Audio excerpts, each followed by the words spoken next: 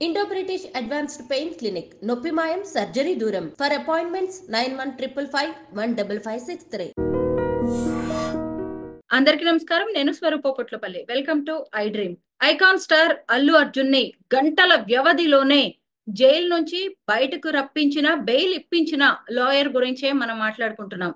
కానీ మానవ హక్కుల ఉల్లంఘన, సంధ్యా థియేటర్ వద్ద జరిగిన ఘటన, భద్రతా వైఫల్యాలు, అల్లు అర్జున్ హడావిడి గురించి నేషనల్ హ్యూమన్ రైట్స్ కమిషన్ కు కంప్లైంట్ చేసిన అడ్వకేట్ రామారావు గారు ప్రస్తుతం నాతో పాటు ఉన్నారు. ఆయనతో మాట్లాడదాం. సార్ నమస్తే.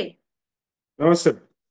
సంధ్యా థియేటర్ ఘటన మీద మీరు జాతీయ మానవ హక్కుల కమిషన్ కు ఎందుకు ఫిర్యాదు చేశారు? ఇప్పుడు సెలబ్రిటీ పేరుతో లేకుంటే నానా హంగామా చేసి ఒక వ్యక్తి మృతికి కారణమైన అల్లు అర్జున్ మీద చర్యలు తీసుకోవాలి. అదేవిధంగా అత్యుత్సాహం చూపించిన పోలీసుల మీద మీరు చర్యలు తీసుకోవాలి.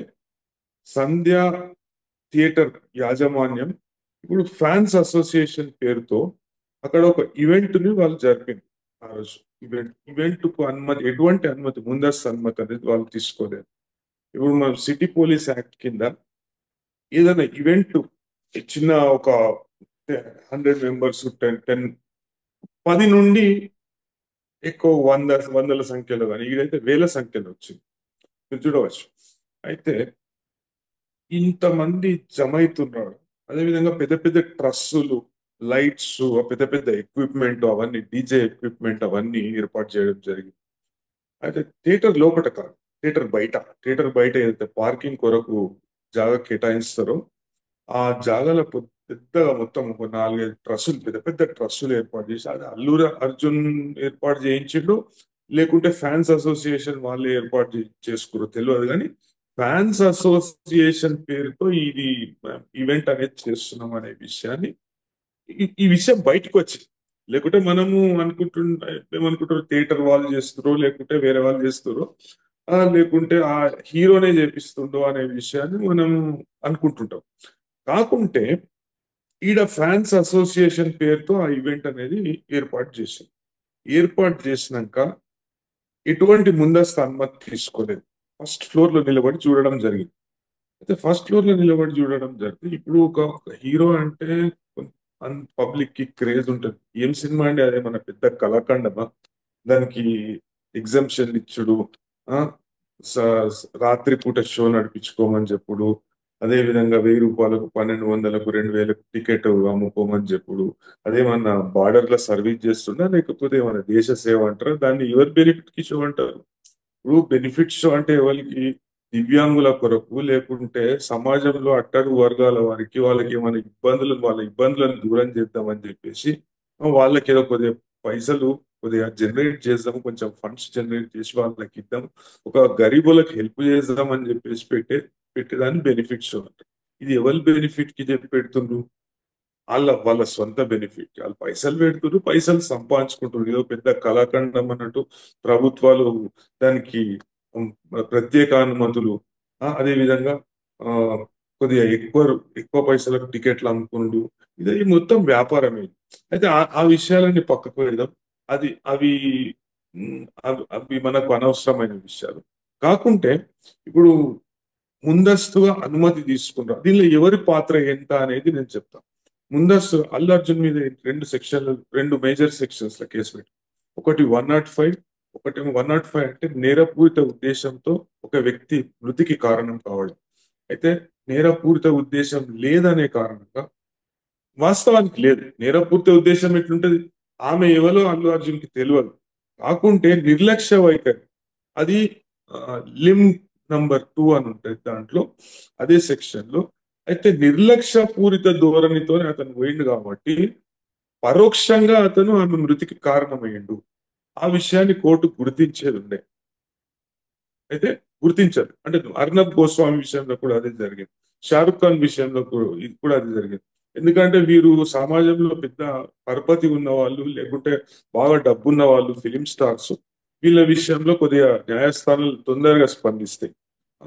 వాళ్ళకు సంబంధించిన మానవ హక్కులు కానీ, వాళ్ళకు సంబంధించిన ఉల్లంఘనలు కానీ న్యాయస్థానాలకు తొందరగా కనబడతాయి అనమాట, వేరే వాళ్ళకి కనబడాయి. అయితే దీనిలో దీనిలో జరిగింది ఏంటంటే అతని నిర్లక్ష్య పూరిత ధోరణి వల్లనే ఆమె మృతి ఆమె మృతి చెంది. మనము ఒక చిన్న ఈవెంట్ మొన్న మీరు ఒక ఫామ్ హౌస్ కేసు అని ఒక నానా హంగామా చేసిరు. మొత్తం మీడియాలో మొత్తం అది మీరు చూపెట్టిరో నాకు తెలియదు కానీ మొత్తం అన్ని ఛానళ్ళల్లో యూట్యూబ్ ఛానళ్ళల్లో మెయిన్ స్ట్రీమ్ మీడియాలో కూడా అదే. ఆ, ఇంతకు మీకు ఆ కేసు తెలుసా? 4 లీటర్ల మద్యం ఎక్కువ ఉన్నదా? దానికి డ్రగ్స్ 4 అని చెప్పి లీటర్ 4 లీటర్ల మద్యం ఎక్కువ ఉన్నది. 6 లీటర్ల కంటే ఎక్కువ మద్యము సేవించడం చేస్తే దానికి ఒక ప్రత్యేకంగా అనుమతి తీసుకోవాలి, ఈవెంట్ పర్మిషన్ అంటే. ఇప్పుడు దానికి ఎంత, ఈవెంట్ పర్మిషన్ కి ఎంత? 18,000 కట్టాలి. అది కట్టలేకపోతే 25,000 30,000 ఫైన్ వేస్తారు. దానికి అంత పెద్ద హంగామా చేసి ఇప్పుడు ఇన్ని బండ్లల్లో ఆయన వస్తుంటే ముందస్తు అనుమతి తీసుకోవాలి కదా. ఆ ఈవెంట్ అనేది ఆడ చేస్తున్నప్పుడు ఇప్పుడు సిటీ పోలీస్ కమిషనర్ గారు కానీ లేకుంటే పోలీస్ ఉన్నతాధికారులు కానీ ఏం చెప్తారు? మీరు ఏదైనా ఇంట్లో బరాత్ తీస్తే, ఇప్పుడు మీ ఇంట్లో పెళ్లి అయింది అనుకోండి, బరాత్ తీస్తే మనం ఈవెంట్ పర్మిషన్ తీసుకుంటాం కదా. అదే విధంగా ఎక్కువ మంది ఆడ జమ అయితే ఈవెంట్ పర్మిషన్ అనేది తీసుకోవాలి. అయితే లోపల ఒక 3-4 వేల మంది ఉన్నారు, బయట 3-4 వేల మంది ఉన్నారు. దీనిలో ఏం జరిగిందంటే అల్లు అర్జున్ వచ్చినప్పుడు ఆ బెనిఫిట్ షో చూడనీకి వచ్చినప్పుడు నేనేంది ఉత్తగా చూడనీకి వచ్చినా అని అంటున్నాను. సరే, నువ్వు చూడనీకి వచ్చినావో దాన్ని ఆ, మొత్తం వ్యాపారంలో లెక్కలు ఎంతగానం ప్రాఫిట్ వస్తుంది, ఎంతగానం ఇది వస్తుంది అది వస్తుంది అని సంతోషపడి నువ్వు వచ్చినావు, అది దేవునికి ఎరక. కానీ అయితే వాస్తవానికి ఆయన వచ్చినప్పుడు ముందస్తుగా అతను పోలీసుకు చెప్పాలి. ఇక్కడ లా అండ్ ఆర్డర్ ప్రాబ్లం అయ్యే అవకాశం ఉంటుంది. లేకుంటే పోలీస్ వాళ్ళు గుర్తించాలి వ్యవస్థ ఫెయిల్ అయిందా.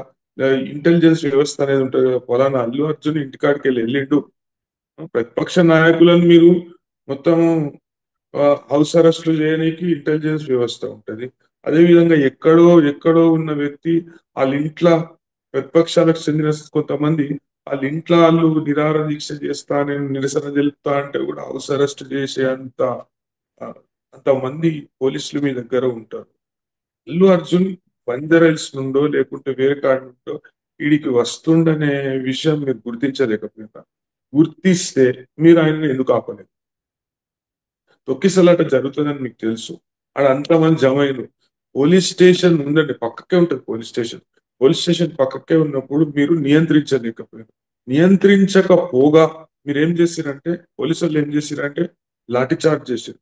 మీరు చూడవచ్చు అప్పుడు ఆ విజువల్ కనబడుతుంది.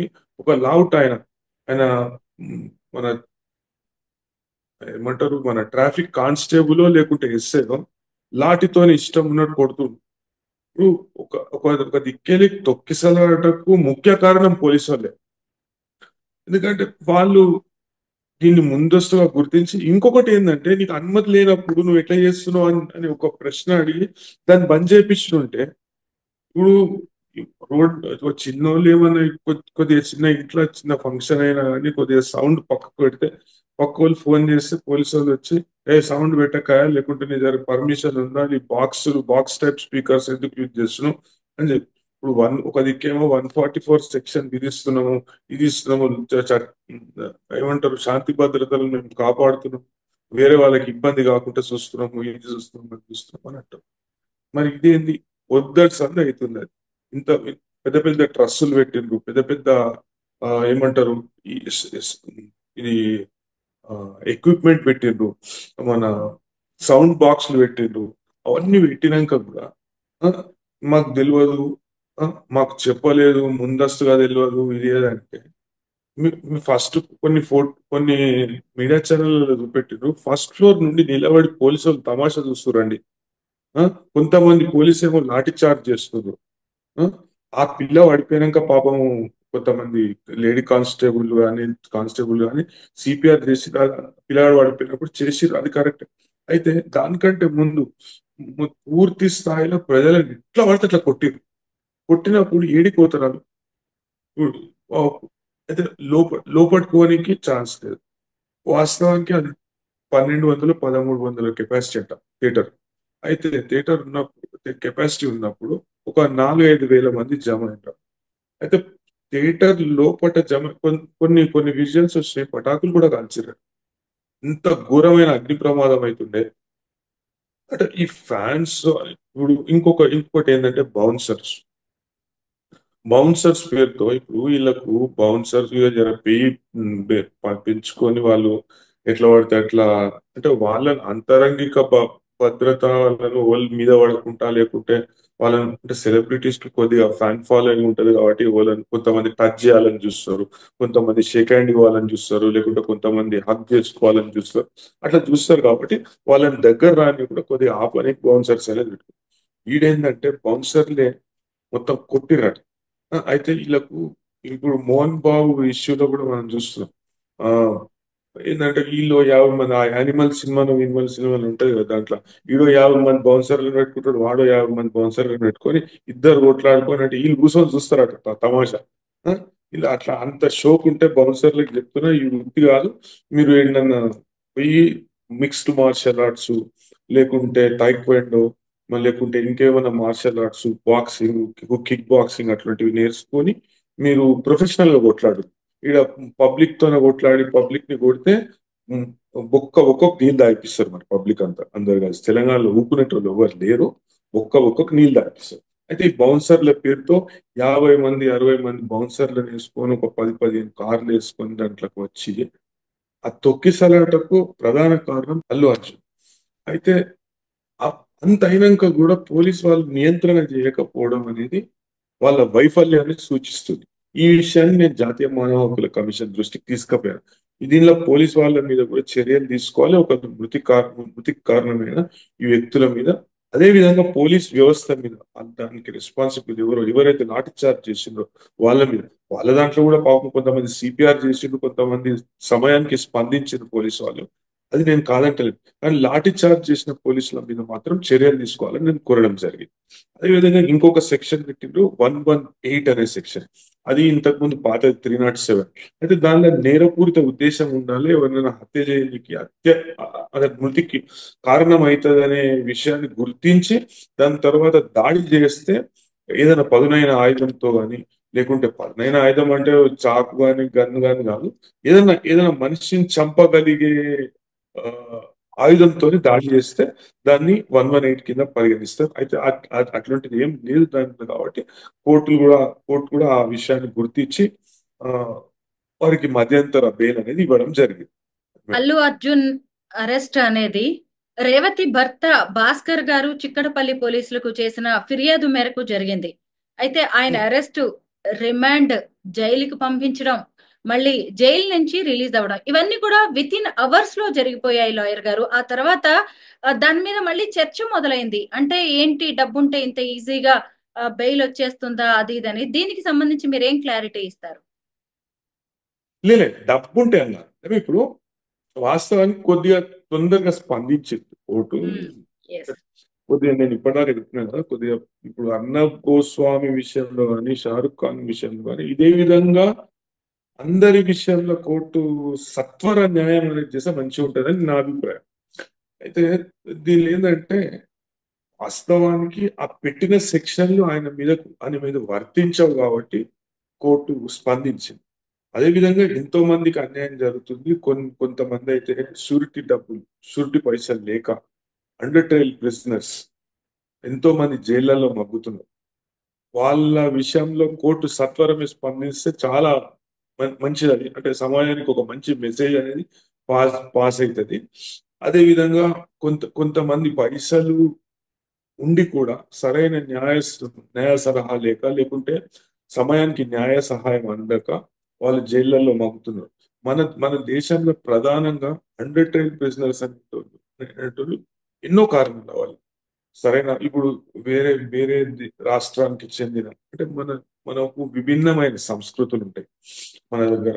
ఇది ఒక వేరే వేరే దేశాలకు కాదు, ఒకటే భాష మాట్లాడడం, ఎన్నో భాషలు ఉంటాయి.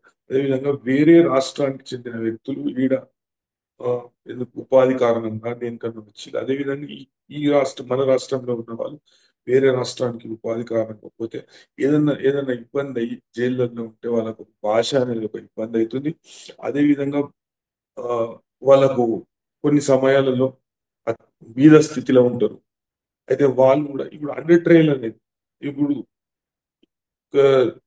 ఈ సెలబ్రిటీల విషయంలో కానీ కొద్దిగా ఉన్నతమైన స్థానంలో ఉన్న వ్యక్తులు కానీ వాళ్ళకి సత్వరమే న్యాయం జరుగుతుంది.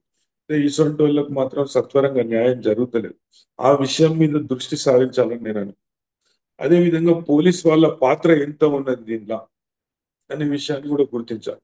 దీనిలో కేవలం సెక్షన్స్ అప్లై కావు అనే విషయాన్ని సత్వరమే గుర్తించింది. అంటే సత్వరమే గుర్తించడానికి కారణం ఏంటి? ఇప్పుడు పెద్ద పెద్ద అడ్వకేట్లను పెట్టుకోవడము, లేకుంటే ఇప్పుడు సత్వరమే పైసలు కూడా ఖర్చు చేయడం. సత్వర న్యాయం అంటే సత్వరంగా పైసలు ఖర్చు పెట్టాలి, లేకుంటే పెద్ద పెద్ద వకీలను పెట్టుకోవాలనే విషయాన్ని ఈ ఈ ఈ సంఘటన ద్వారా మనం చూస్తున్నాం. అయితే లేనోనికి కూడా ఇదే విధంగా సత్వరంగా న్యాయం చేయాలనేది జరగాలనేది నేను కోరుకుంటున్నాను. మీరిచ్చిన కంప్లైంట్ మీద ఎన్హెచ్ఆర్సి రెస్పాండ్ అయితే ఎలాంటి యాక్షన్ ఉండొచ్చు? అటు అల్లు అర్జున్ మీద కావచ్చు, ఇటు పోలీసుల మీద. ఇప్పుడు ప్రాథమికంగా మానవ హక్కుల ఉల్లంఘన జరిగింది. ఈ తొక్కిసలాటకు కారణం పోలీసు వాళ్ళే. అదే విధంగా లాఠీ చార్జ్ కూడా చేశారు.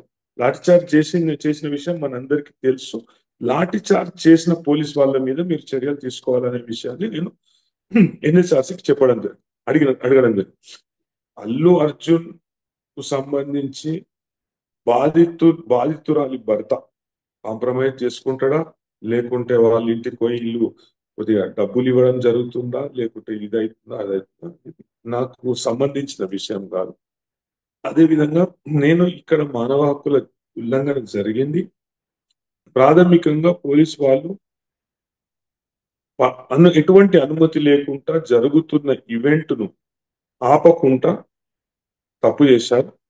అదేవిధంగా అతను వచ్చినప్పుడు అతన్ని నియంత్రించకుండా తొక్కిసలాటకు పరోక్షంగా పోలీసు వాళ్ళే కారణమయ్యారు అనే విషయాన్ని నేను చెప్పడం జరిగింది.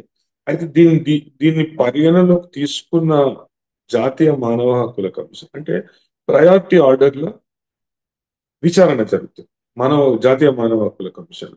వాస్తవానికి గత 2 సంవత్సరాలుగా దగ్గర 2 సంవత్సరాలు అవుతుంది మన రాష్ట్ర మానవ హక్కుల కమిషన్ కు చైర్మన్ లేడు. చైర్మన్ అపాయింట్ చేస్తుంది ప్రభుత్వం. దాని విషయమై ఒక ప్రజా ప్రయోజన వాద్యం కూడా మన కోట్ల పెండింగ్ లో ఉన్నది. ఇప్పుడన్నా సత్వరమే గుర్తించి ప్రభుత్వం మానవ హక్కుల కమిషన్ కు ఒక చైర్మన్ ని నియమించాలని నేను మీ ఛానల్ ద్వారా కోరుతున్నాను, ప్రభుత్వాన్ని అభ్యర్థన చేస్తున్నాను. అయితే మన రాష్ట్ర మానవ హక్కుల కమిషన్ కు చైర్మన్ లేని కారణంగా జాతీయ మానవ హక్కుల కమిషన్ కు నేను ఈ అభ్యర్థన చేయడం జరిగింది. జాతీయ మానవ హక్కుల కమిషన్ దీన్ని నంబర్ చేసింది. త్వరలోనే విచారణ చేపడుతుంది. ఎందుకంటే ప్రయారిటీ బేసిస్ మీద ఉంటుంది నంబర్. ఇప్పుడు అన్ని రాష్ట్రాల నుండి ఈ కంప్లైంట్స్ అనేటివి జాతీయ మానవ హక్కుల కమిషన్ వస్తుంటాయి కాబట్టి ప్రయారిటీ బేసిస్ మీద వీటిని విచారణ చేపట్టడం జరుగుతుంది. అయితే నా అంచనా ప్రకారం విచారణ చేపట్టినాక ఉన్నతాధికారులకు, లేకుంటే రాష్ట్ర ప్రభుత్వానికి చెందిన పోలీసు ఉన్నతాధికారులకు ఆదేశాలు ఇవ్వడం జరుగుతుంది. ఈ ఘటనకు కారణము పూర్తి బాధ్యులైన పోలీసుల మీద చర్యలు తీసుకోమని, ఒక నిర్ణీత సమయంలో చర్యలు తీసుకోమని ఆదేశాలు ఇవ్వడం జరుగుతుంది నేను అనుకుంటున్నాను. ఇక మీదట ఇలాంటి ఇన్సిడెంట్స్ రిపీట్ కాకుండా అటు ప్రభుత్వం ఇటు పోలీసులు ఎలాంటి చర్యలు చేపడితే మంచిదంటారు? ప్రభుత్వము ఇప్పుడు మనం అంటే చేతులు కాలినాక ఆకులు పట్టుకోవడం అట్లాంటి చర్యలు కాకుండా, ఇటువంటి ఘటనలు పునరావృతం కాకుండా ముందస్తుగా ఎటువంటి ఈవెంట్ కానీ ఇప్పుడు ఆయనకు సిటీ అవుట్స్కర్ట్స్ లో ఒక పెద్ద కన్వెన్షన్ హాల్ తీసుకొని దానిలో బెనిఫిట్ షో వేసుకుంటే ఎవరు అభ్యంతరం తెలిపే వాళ్ళు కాదు. పార్కింగ్ కి కూడా మంచిగా ప్లేస్ ఉంటుండే. అదేవిధంగా ఆయన మధ్యలో కూర్చొని, లేకుంటే సినిమా బృందం మొత్తము మైత్రి మూవీ మేకర్స్ వాళ్ళు మొత్తం సినిమా బృందం మొత్తం ఆడ కూర్చొని సినిమా చూసే వీలు అనేది ఉంటుంది. అట్లా కాకుండా నేను 20 సంవత్సరాల నుంచి చూస్తున్నా, 20 సంవత్సరాల నుండి నువ్వు అంతనే ఉన్నావా? నువ్వు పెద్ద కాలే అయినా 20 సంవత్సరాల నుండి నువ్వు అంతనే లేవు. అదే విధంగా సిటీ కూడా పెద్దగా అయింది. అంటే జనాభా ఎక్కువైపోయింది. ఆ సవలతులు అనేటివి సరిపోవు. ఆ విషయాన్ని గుర్తించి నువ్వు మొత్తం మై కరే తో చమత్కార్ తూ కరే తో బలత్కార్ అన్నట్టు కాదు. నువ్వు ఆ విషయాన్ని గుర్తించి ఏదో కన్వెన్షన్ హాల్లో లేకుంటే ముందస్తు అనుమతి తీసుకొని పరిమితమైన మెంబర్స్ తో నేను వస్తున్నా అంటే పోలీస్ వాళ్ళు కూడా ఏర్పాట్లు చేసేవాళ్ళేమో.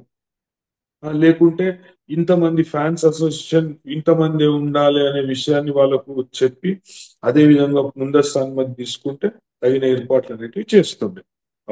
ఒక దిక్కేమో యాజమాన్యం అంటే మీకు ఉత్త పైసలే కావాలి, వ్యాపారం కావాలి, ప్రజల భద్రత అనేది మీకు పట్టి ఉండదు. అయితే నేను ఒకటే చెప్తున్నా, ప్రభుత్వాలు ఈ విషయాన్ని గుర్తించి ముందస్తు అనుమతి లేకుండా ఇటువంటి బెనిఫిట్ షోలకు కానీ ఎటువంటి ఈవెంట్స్ కు కానీ పర్మిషన్ ఇవ్వద్దు. అంటే కొనసాగనియదు. ఒకవేళ జరుగుతున్నట్టయితే వెంటనే గుర్తించి, ఇప్పుడు గుర్తించకుండా దీన్ని ప్రోత్సహిస్తున్న పోలీస్ అధికారుల మీద ప్రభుత్వం ముందుగా చర్య తీసుకోవాలి. ఇంకొకటి దీనికి ఒక చట్టం తీసుకురావాలి. చట్టం తీసుకొచ్చి ఇట్లా ముందస్తు అనుమతి లేకుండా ఇట్లాంటివి చేస్తే కఠిన చర్యలు మేము తీసుకుంటాం అనే విషయాన్ని ప్రజలకు తీసుకపోతేనే ఇటువంటి ఘటనలు పునరావృతం కాకుండా ఉంటాయని నా అభిప్రాయం. ప్రజా ప్రయోజనాన్ని దృష్టిలో పెట్టుకుని మీరు తీసుకున్న స్టెప్ ఖచ్చితంగా అభినందనీయం. థ్యాంక్ యూ లాయర్ గారు. నమస్తే.